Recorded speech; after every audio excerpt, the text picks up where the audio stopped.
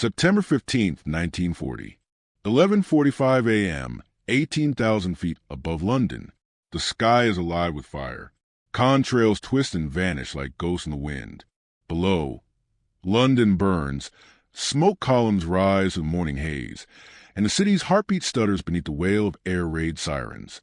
Flight Lieutenant Raymond Holmes grips the control column of his Hawker Hurricane, the vibration of the engine rattling through his bones. He's exhausted, running on instinct and adrenaline.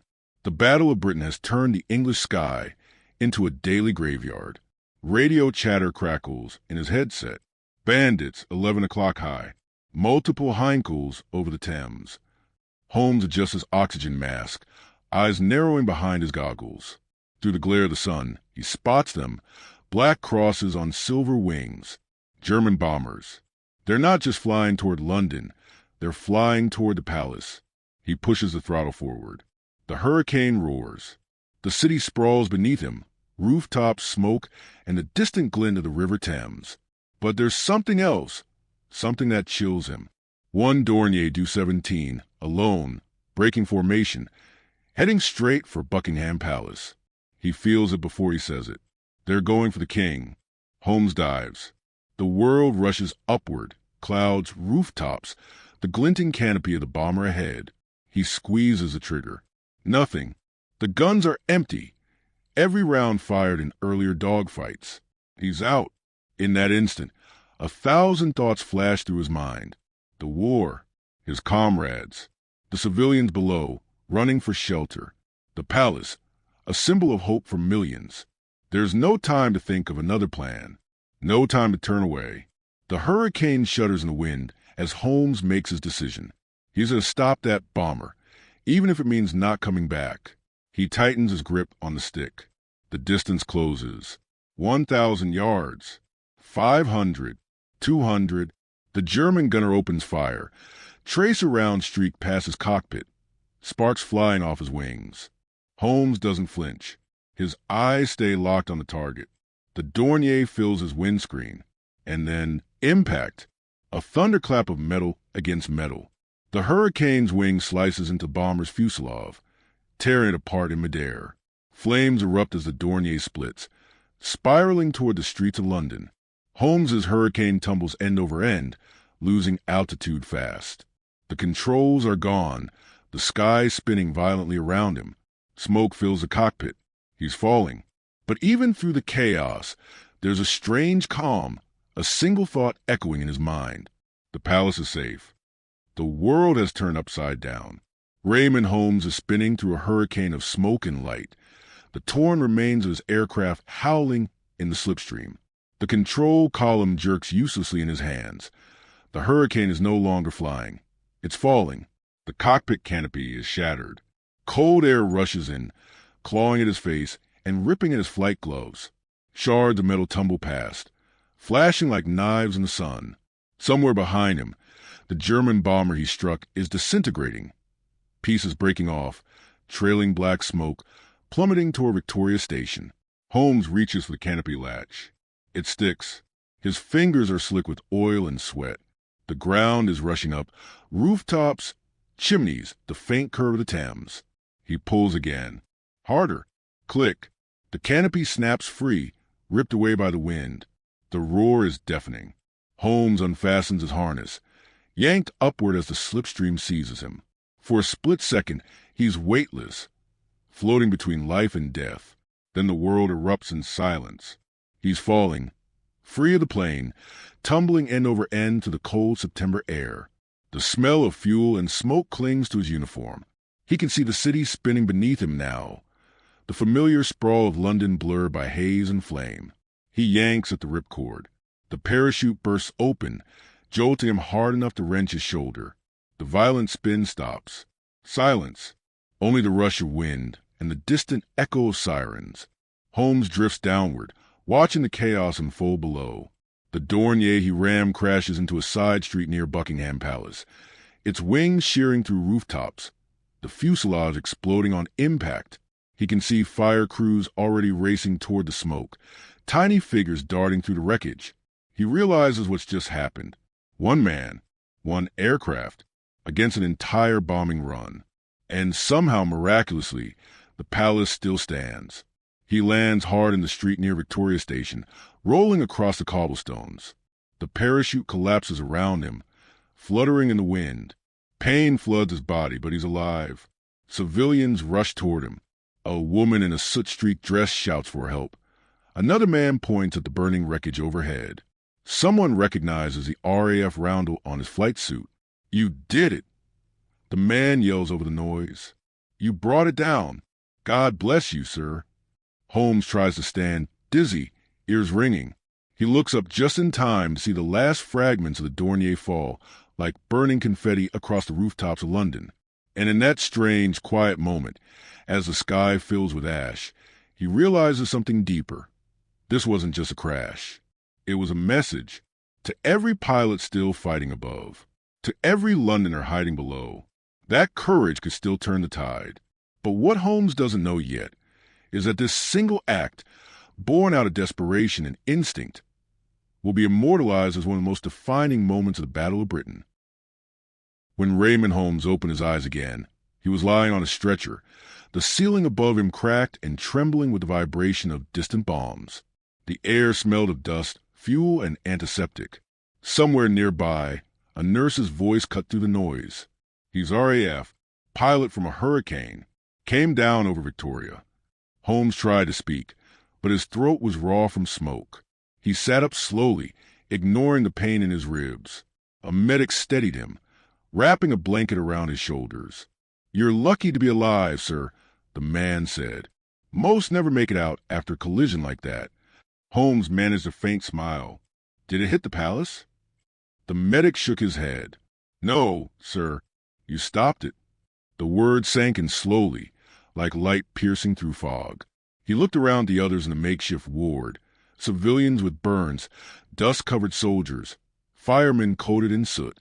Everyone was exhausted, everyone waiting for the next raid. Yet when they saw him awake, faces lifted. Someone whispered his name.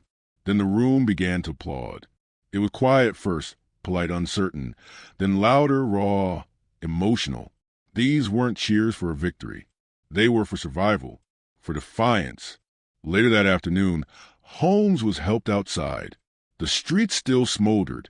The wreck of the German bomber lay twisted and blackened near Buckingham Palace Road. Firemen doused the last flames as children peered from doorways. A section of the palace roof was scorched but intact.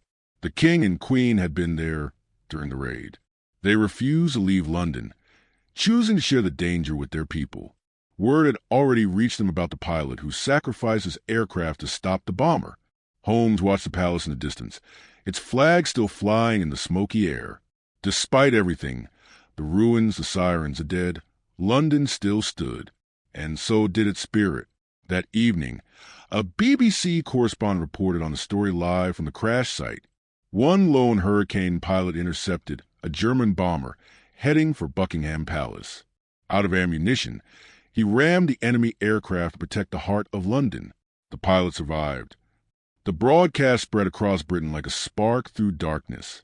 In pubs, bomb shelters, and barracks, people spoke his name, not out of hero worship, but as proof that courage hadn't died, that even when the odds were impossible, someone could still act.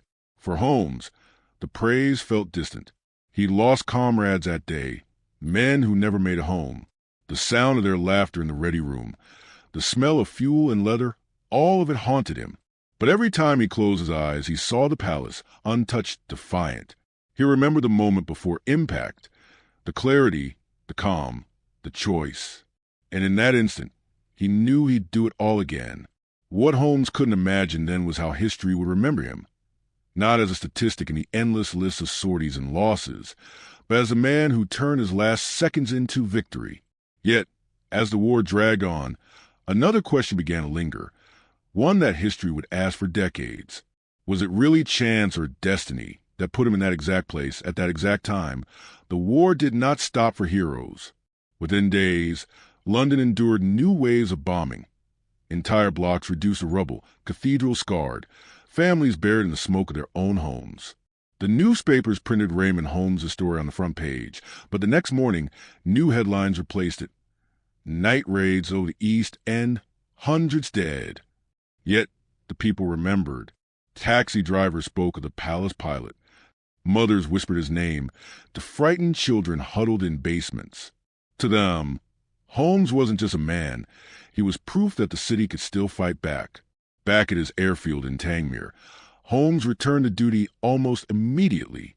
His Hurricane was gone, of course, reduced to fragments, but new aircraft awaited, and the raids continued.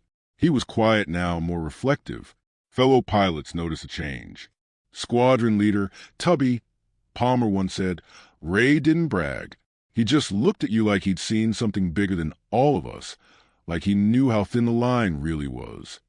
Between sorties, Holmes wrote in his logbook, short entries, minimal emotion, but in the margin beside September 15th, he scrawled a single line, "Rammed Dornier over London, both destroyed, palace safe."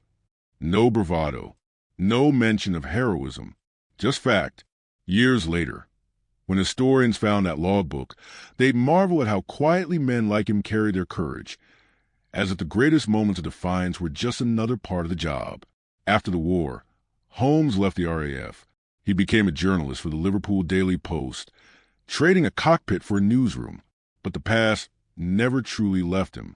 Sometimes in interviews, he'd be asked about that day, about what went through his mind before he struck the bomber. He always paused before answering. Then, in his measured voice, he'd say, "It wasn't bravery. It was instinct. I had no time to think, only to act. If I hadn't done it, who would have?"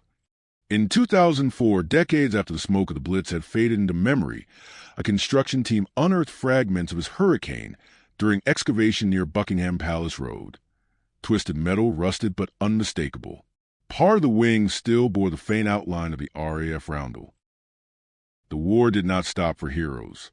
Within days, London endured new waves of bombing. Entire blocks reduced to rubble, cathedrals scarred, families buried in the smoke of their own homes. The newspapers printed Raymond Holmes' story on the front page, but the next morning new headlines replaced it. Night raids over the East End, hundreds dead. Yet the people remembered. Taxi drivers spoke of the palace pilot. Mothers whispered his name. The frightened children huddled in basements. To them, Holmes wasn't just a man. He was proof that the city could still fight back. Back at his airfield in Tangmere, Holmes returned to duty almost immediately. His Hurricane was gone, of course, reduced to fragments, but new aircraft awaited, and the raids continued. He was quiet now, more reflective. Fellow pilots noticed the change. Squadron leader Tubby Palmer once said, "Ray didn't brag. He just looked at you like he'd seen something bigger than all of us, like he knew how thin the line really was."